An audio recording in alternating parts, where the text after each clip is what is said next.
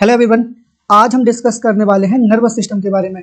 देखो, हमारी बॉडी में टोटल 11 सिस्टम्स हैं जिनको कंट्रोल और कोऑर्डिनेट करने का काम नर्वस सिस्टम करता है। जैसे कि एंडोक्राइन सिस्टम की ग्लैंड से हार्मोन सीक्रेट होते हैं और उन हार्मोन को सीक्रेट कराने में इंपॉर्टेंट रोल प्ले करता है नर्वस सिस्टम। पिट्यूटरी में दो साइड्स होते हैं, एंटीरियर पिट्यूटरी और पोस्टीरियर पिट्यूटरी। उनमें अलग अलग टाइप के हार्मोन अलग अलग साइड से सीक्रेट होंगे। तो ऐसे पर्टिकुलर सीक्रेशन के लिए जो इम्पल्सेस आएंगी वो सेंट्रल नर्वस सिस्टम से आएंगी with the help of peripheral nervous system. So nervous system की अगर हम डेफिनेशन देखें तो डेफिनेशन उसकी जस्ट सिंपल है। कैसी? System is the group of coordinatory mechanism which control and regulate body and their functioning. मतलब कि नर्वस सिस्टम ऐसे सारे फंक्शंस का ग्रुप है जो कि बॉडी को कंट्रोल करने में और उसकी फिजियोलॉजी को कंट्रोल करने में मदद करता है। अब नर्वस सिस्टम को हम दो पार्ट में डिवाइड करते हैं, एक है central nervous system and another one is peripheral nervous system. So central nervous system में दो चीजें आती हैं, एक तो हमारा ये ब्रेन एंड दूसरा स्पाइनल कॉर्ड। सो ब्रेन और स्पाइनल कॉर्ड।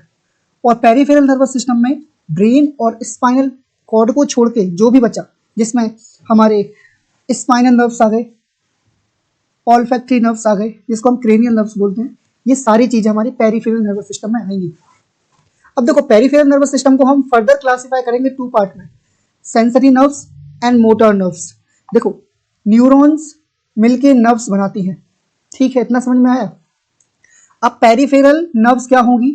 ऐसी नर्व्स जो कि साइट ऑफ सेंसेशन से लेके स्पाइनल कॉर्ड और ब्रेन तक जोड़ने का काम करेंगी, उनको हम पेरिफेरल नर्व्स बोलेंगे।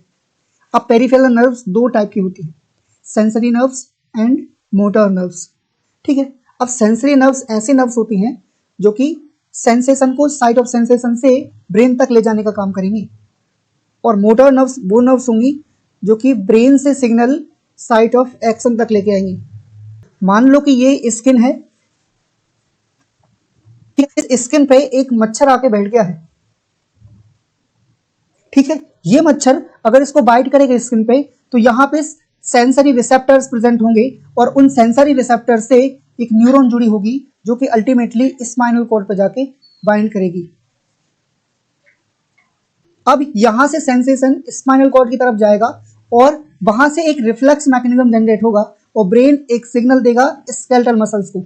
तो अब जो ब्रेन से सिग्नल लेके आएगा वो कौन आएंगी? वो मोटर नर्व्स आएंगी। सो सेंसरी नर्व्स यहां से सिग्नल लेके जाएंगी स्पाइनल कॉर्ड तक, और स्पाइनल कॉर्ड में उसकी रीडिंग होगी, प्रूफिंग होगी सिग्नल की, और उसके बाद उसका आंसर आएगा तो वो मोटर नर्व्स की हेल्प से आएगा। यहां तक क्लियर है बिल्कुल? अब नेक्स्ट है कि पेरिफेरल नर्व्स में 12 पेयर्स क्रेनियल नर्व्स होती हैं और 31 पेयर्स जो है वो स्पाइनल नर्व्स होती हैं, 31 पेयर्स, ठीक है। अब जो पेरिफेरल नर्वस सिस्टम है वो दो पार्ट में डिवाइड कर सकते हैं हम। सबसे पहले तो कि एक सेंसरी नर्व्स होंगी और मोटर नर्व्स होंगी। अब मोटर नर्व्स को भी हम कितने पार्ट में डिवाइड करेंगे? टू पार्ट में, एक है ऑटोनॉमिक एंड दूसरा है सोमैटिक। अब सोमैटिक का मतलब ऐसा है कि जिसपे हमारा इंडिविजुअल कंट्रोल होता है, वॉलेंट्री कंट्रोल होता है जिन नर्व्स पे हमारा, जैसे कि हमारे स्केलेटल मसल्स, हम मूवमेंट करते हैं तो हम चाहे मूवमेंट करें या ना करें वो हमारे कोऑर्डिनेशन में है, ठीक है। ऐसे नर्व्स सोमैटिक नर्वस सिस्टम के पार्ट होते हैं।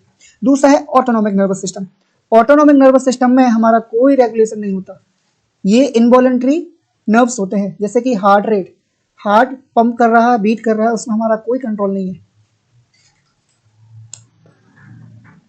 अब ऑटोनॉमिक नर्वस सिस्टम में जो नर्व्स इंक्लूड होते हैं उनमें क्रेनियल नर्व्स हैं, स्पाइनल नर्व्स हैं, और ये क्या करेंगे? CNS to heart, stomach, intestine.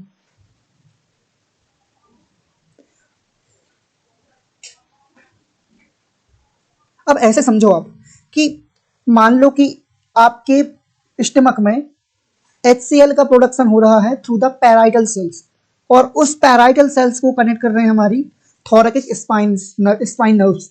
अब वो क्या करेंगे? वो सीक्रेशन कराएंगे आपके यहाँ पे HCl का। तो अब हमारे वॉलेंट्री कंट्रोल में ये नहीं है।